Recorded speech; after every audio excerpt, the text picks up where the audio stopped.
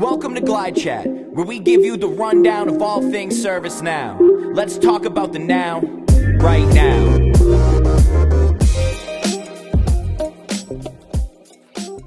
Welcome to another episode of GlideChat. My name is Michael Lombardo, CEO and founder at GlideFast Consulting. And with me is the legendary Chuck Tomasi, the senior developer advocate at ServiceNow. Chuck, how are you? I am glad to be here. You're the mayor of ServiceNow. Man, I can't believe I just yesterday I posted on LinkedIn. I think you saw it. We haven't done a GlideChat in 2 years. I cannot believe it's been 2 years. The last thing I saw posted on LinkedIn from you is another award. So congratulations. Thank you. Thank you. Yeah, we're just, man, I'll tell you, GlideFast is just rocking and rolling. Like, we are just so locked in to implementing great solutions for our customers. And, Awesome. you know, we were talking about it on a team call before the end of the year.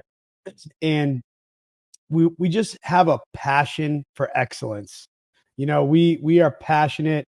You know, a lot of us aren't good at a lot of things, but ServiceNow is like one of those things we all share and are just really good at what we do. So we're just passionate about it. That's awesome.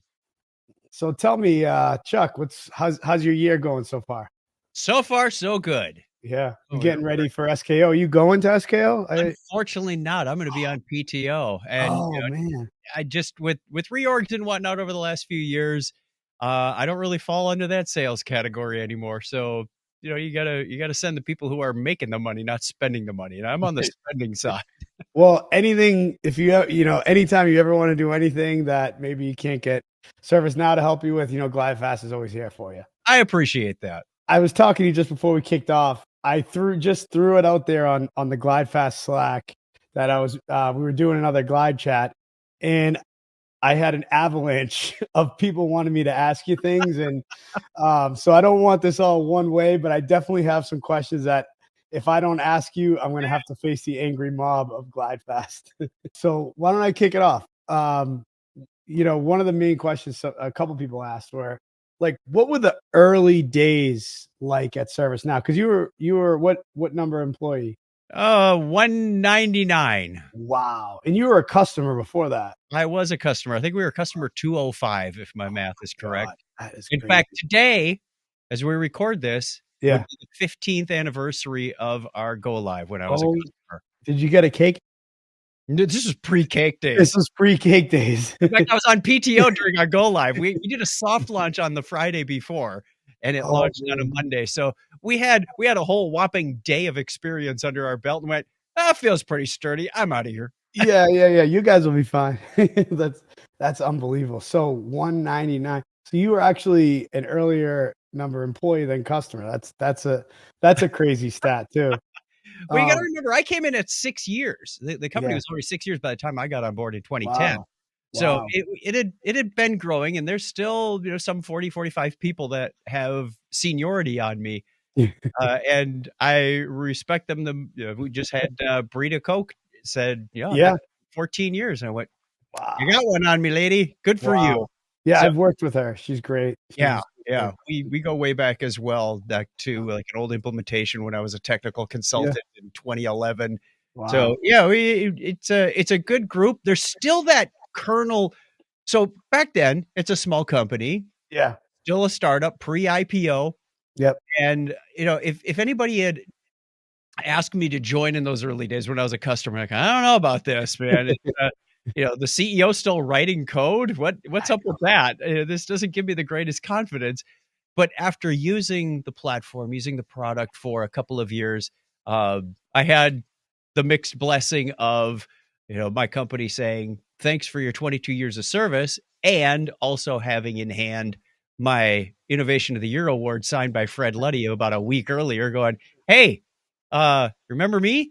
Yeah. You know, I was hired fairly quickly. So that was stuff. When I started, we were still in the wooden spaceship in Solana Beach. Yes. Classic building. And there was plenty of room when I started in June. I came back in September for some follow-up training, and it was much more packed. You go, this isn't going to last. This isn't going to last long. And I think it was the following January, they were moving to Del Mar. Yep. And then about a year there, and then they went to where they are now in Santa Clara. not Santa Clara. Santa Clara was after they went IPO. Oh yeah, that's right. The Eastgate Mall campus they've got in San Diego. So Yes. Oh yeah, that's right. started populating that one building, then two buildings. I think they're up like 4 or 5 of the buildings in that campus. That's Uh, wild. so yeah, in the early days, you could walk in and Fred would be roaming the halls and go, hey, Fred. I remember the first day I started, I said, hey, Fred. And when I was at Knowledge a few weeks earlier, I sent a thank you note to him. And I said, hey, thanks, Fred. It's nice meeting you. Actually, I started out the note that said, thanks a million. And I put in a phony $1 million bill. You and your wife. Oh, He remembered that one oh, token. Because when I started, he said, my wife tried spending that money. that's hilarious. That's hilarious. It's funny when you bring up Fred. I got my selfie with him. I don't know if you ever saw it, but I got my selfie with him. I think it was 2018 at Knowledge when Forbes did that huge article on him. Oh, yeah. And so I've never really worked with him or anything really super close, but I've only had a few personal interactions, going out to lunch with him and throwing some ideas out and whatnot. yeah, Then our paths diverged a bit. yeah, But he came across to me as he's always thinking.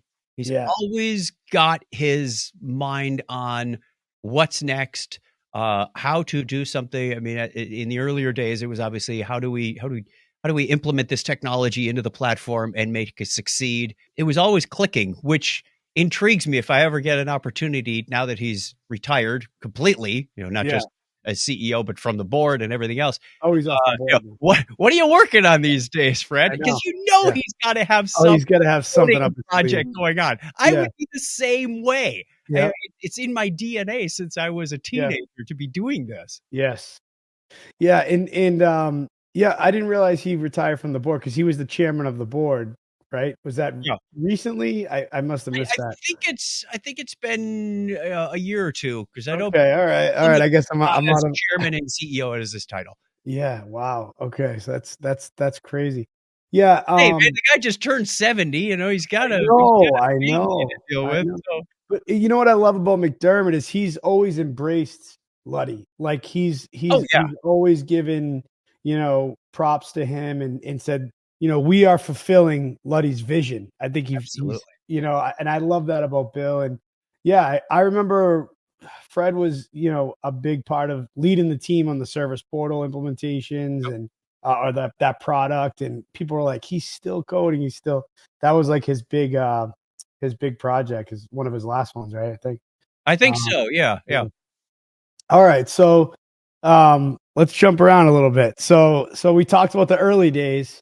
Now the future. Where do you see ServiceNow moving? Because I mean, there almost isn't a business process that ServiceNow is not dominating, and there's just so much innovation that I see. Obviously, that we see ServiceNow doing, right, is two new releases every year. We see them almost dip their toes into something, and then once some customers grab hold of it, and in the almost like the market validates that this is something customers want, then they lean in.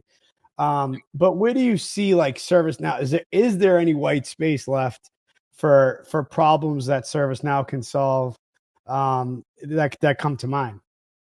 That's a great question. And I had to think long and hard about this one.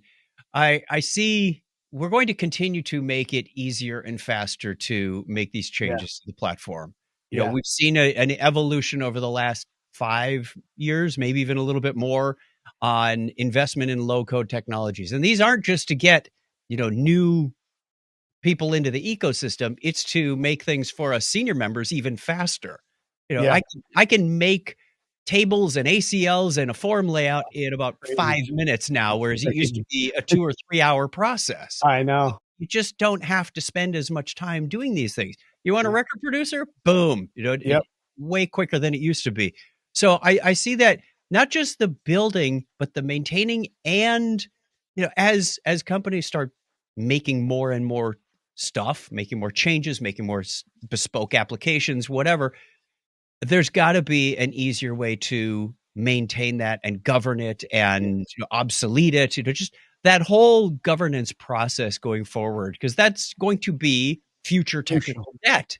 I hate to say it, but the more you change, the more you add, the more you build, the more somebody's going to have to come back to this and Yep. go, oh, hey, they need the widget application in manufacturing needs a change. Oh, Yep. that hasn't been touched in 5 years. Who knows that? So there's got to be a way to do that easier and faster. I'm also really, really excited to see where generative AI takes us. We are just on the starting gate of this whole I thing. know. It's been in the public eye for about a year.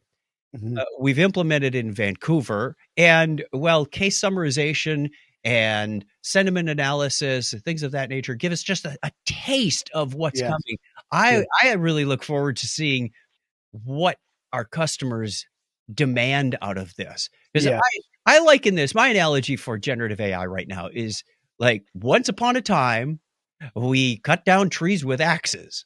And then someone invented the saw, and then someone invented the chainsaw, and then you took your log to the sawmill. Well, we used to hand hewn these things into timbers with that axe, and then to the sawmill, take your favorite, I used to put screws in the wall with a screwdriver. Now I use my drill. It's that level of advancement. So I'm spending less time. I'm getting more done, but it's not taking my job away as a carpenter, as who puts the logs together and builds a house or whatever.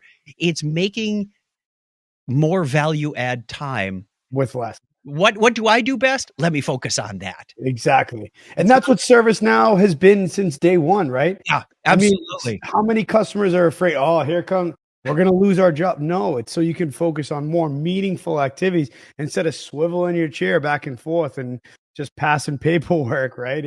I've gone out into the developer relations ecosystem a little bit more the last year to explore what my peers are doing and how they're doing it and bringing it home and sharing what we do with them. And, like any good community member would do. And what I'm discovering is I feel sorry for some of these people.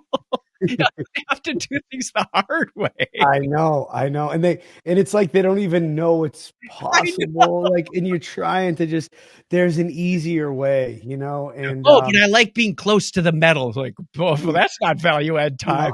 No.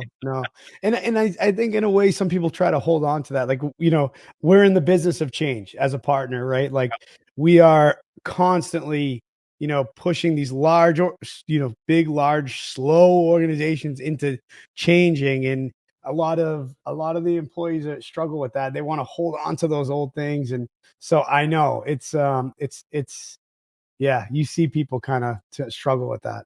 Okay. If you could change one thing about ServiceNow, what would it be? I had to think about this one. I want more.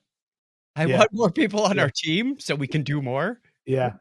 Obviously, we're beholden to the economy for that. Yeah. I want more people, more developers to show up at the meetups. I hear that from every meetup organizer. Like, how can I get more people these things? Like, we're working on that. But really, what I would love to see, a developer sub-brand. We saw this in stark reality at the last Knowledge when the t-shirts were Gilroy bold and they said CreatorCon 2023. Compare that to like the CreatorCon t-shirts we had in 2018, Mission to Mars, a patch on the sleeve, and very creative. I would, Salesforce has their critters, Linux has Tux, GitHub has Octocat, and I'm not saying it's all about the caricatures. There's an underlying theme there, something that resonates. We're kicking around some ideas right now. It's been a little slow out of the starting gates, but we finally have Jim Lesser and his team going, let's think about that. So we're going to try, not making any promises, we're going to try and get some of this visible at Knowledge. Ooh, okay. I would love to see, something that the developers latch onto and, maybe even cosplay or start making their own, characters that fit into this theme, whatever it is. I think there's a great opportunity to really, build that ecosystem and increase the loyalty and advocacy for ServiceNow in that respect. I mean, it was so successful with Salesforce, their developer brand became the brand for the company. I know. I know. And it's so like the ServiceNow community is like would die for ServiceNow. You know what I mean? Like Best community it ever. feels Yeah. so special to be a part of it, like from day one. I'm like when I was, just starting out trying, and I wasn't a developer, I was a help desk guy and learning, trying to learn ServiceNow and connecting with other community members and watching other leaders like yourself, it just felt special. And there's just a level of commitment we have. Like we are committed because there's no other system that like we've seen them, and there's no other platform that comes close. And it's like the real deal kind of thing. And that goes back to the first question about what was life in the early days. Yeah. When I was a customer, my technical consultant was available on Christmas Day or the day after, whatever it was. It was clearly a paid day off. And Yeah. I was doing an import export with Excel, and I had a transform map question, and he was there on instant messenger ready to answer the question. I went, That's wild. I'm not saying, go tap Work with it. your staff on a Yeah. holiday, but that level of commitment to making sure the customer is successful made it a Rare. big impression on me. Yeah. Oh yeah. It's rare. You're happy to do it, because Yeah. that's what I love about, I'm a very instant gratification type of personality, if you couldn't tell. And that satisfaction of, solving a problem, rolling out an application, making a field do something cool, right? That any requirement a customer had, and they look at you like you're a magician. They're like, "How did you do that? Thank you!" Like, and you're just like, "I just I dragged it from here to there. Yeah, I know, but that it's so satisfying. I was talking to one of my leaders, and we were talking about like he did a bake off where they built something like from scratch versus building it in ServiceNow. They did Oh, like a right, bake yeah. off, and it just takes so long to build these other products, and you don't get that gratification. I don't know if I have the patience for that. I guess There's times, I mean, when I go do an Arduino project or something, it's pretty low level and you got to build the basics, and there's some fun in that, but that's the point of doing these embedded or IoT devices. When you're dealing with a larger scale and business applications, you got to move quick. You got to move quick. You do, because businesses want the value. Yep. All right, I've been asking you a lot of questions. Do you have anything for me? What do you want to see in the platform in the next 5 years? What do I want to see in the platform? I love the, couple of years ago when we first started rolling ServiceNow out to state and local governments. Yeah. And helping citizens. And, I think for state of Tennessee, there was like a massive tornado and displaced a lot of families. And we leveraged ServiceNow like right away to get food assistance to them. Like during COVID, same kind of thing. We supporting a lot of citizens. State of Delaware used it for unemployment assistance during that. And it was like, this was like saving lives. So I love those type of use cases where we're stepping way outside of the box. I do have a passion for like giving back and philanthropy too. So I'd love to see more of that, like servicenow.org. Like I was so excited when I saw that roll out. I'm close to a couple nonprofit organizations that, I love to see ServiceNow integrated more there to help them grow as well. But yeah, so I love the edge cases. I love the unique things. I think ERP is obviously a huge market. I pitched that to Fred when we went to lunch, like back in 2011 or 2012, and we weren't ready for it yet. Yeah, he's like one thing at a time. One thing at a time. It's not just the platform. I mean, you got to have the go-to-market strategy. You got the sales force behind it. And because I saw that right away, I said, "Oh, wow, I spent 5 or so years in our ERP space at my old company, SAP." No, it was actually an old implementation of JD Edwards that was later acquired by Oracle. But I said, Oracle. Yeah. This is just tables and whatnot, and their table names stink. Yeah. Like, what's the master directory? It's F9011. How do you know that? Oh, come That's on. a table name? I That's just got insane. customer or account or something. But you know what we always joke about every once in a while is I think it's on the choice list where in ServiceNow where it's inactive is true versus Okay, active. yeah. That would be one thing I'd go back in history and Yeah, change. that's one thing we have to change. That's one thing just popped into my head. Yeah, what is a dream application for that like what's something that you have that maybe like man, if we could build this in I mean, you built some amazing things like your karaoke application. So you may have already there may not be nothing left for you, Oh, but there is. yeah, There is. okay. All right. All right. Yeah. I have had this dream for what is 2024 now? I'd say at least 8 years. Uh, I would love to see an application. This is mostly internal, but there could be a possibility of spinning this to customers. Is a way to coordinate and organize all of our events. Yeah. Whether it's a dev meetup, a snug, knowledge, end-to-end management. My dream is to see Bill McDermott on that stage saying, everything you've done, Yeah. get here Or today. all From through call service. for papers to lab instances. A lot of it is already there. Yeah. We could do the rest. I'm Yeah. sure we could do the rest, but there's always these tertiary tools that pop up for, oh, if you want to have a customer meeting, you got to go over to this tool and use that. And now Yeah. you're battling resource constraints because is the I know. solutions consultant supposed to be on the floor from noon to 2, or Yeah. are they in a customer meeting? Because that's in a different tool. Yeah. So having that end-to-end visibility, that process, the way to organize all of those, and to have Bill up there saying everything, that would be the only That trade would show in the that would be world. amazing. Wouldn't that be cool? Yeah. The ServiceNow, and it may have I haven't seen this, I haven't looked into it lately, but I remember when I was back consultant, the calendaring wasn't always easiest to use. Like, No. that was always a challenge. Have they probably hopefully improved that over the years, right? The calendars and I ServiceNow? hope. I haven't taken a Yeah, look at it. I know I haven't.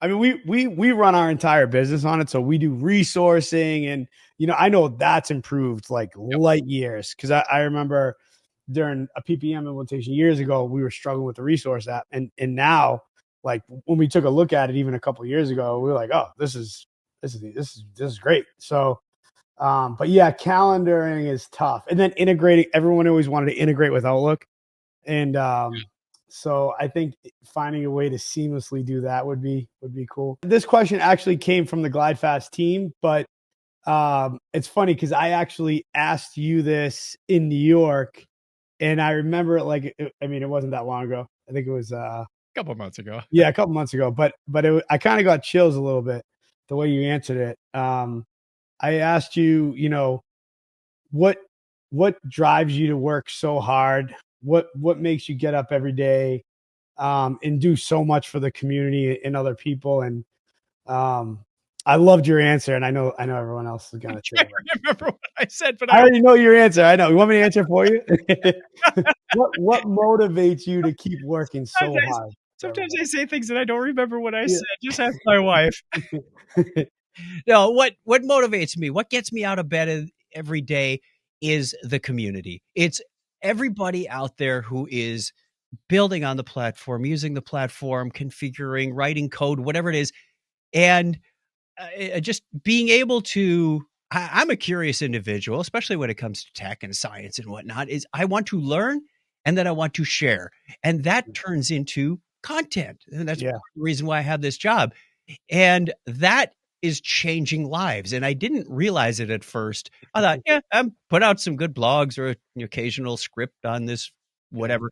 Uh, but when you find out that it's impacting somebody's life, and not just their life, but their family, Yes. those around it, it's amazing the impact it has. In fact, I adopted this on my personal website. It says, I learn, I share, I change lives. Yes. And the feedback that I get, it's once or twice a week on LinkedIn. It's like, I Yeah. love your videos. They Yeah. helped me pass this test, or they got me in this job, or Yep. just finished the next gen program, and I'm on to your JavaScript videos so that I can get ready for the certified application developer. It's like, wow, Yeah. It's and I'm amazing. That stuff is almost 5 years old now. It's still working. Good. Still working. Hey, use it. Very, very appreciative for the people that are, because you can lead a horse to water, but it's those people out there in the community that have the desire, that have the passion, that have the interest to soak it up and apply it and change their lives, their organizations. It really is motivating when you realize you're changing people's lives. 100%. And I share that opinion. I mean, that's what gets me up every day is the GlideFast team and our customers. But, I feel like I have to work extra hard for everybody else. And I know they're working hard for me. So, but what you do, Chuck, is incredibly selfless. You've been doing it since day one. I am one of those people you've helped change their lives, and you've changed my life, believe it or not. I used to love watching your videos when I was trying to. Now, if I try to watch it, I don't even know what's going on. So I try to explain it so my mother can understand it. So hopefully, if it makes too confusing for you, Mike, let me know. All right. First of all, on behalf of the whole GlideFast team, the whole ServiceNow community, thank you so much. You're welcome. We need you, Chuck. This community needs you, and we hope you never leave the ServiceNow world. And thank you for that, and thank you for joining us on GlideChat. And I can't wait to see this thing go viral. Do you have a topic in mind that you'd like to discuss? Reach out to us at glidefast.com and subscribe to our podcast for new episodes. Thanks for listening.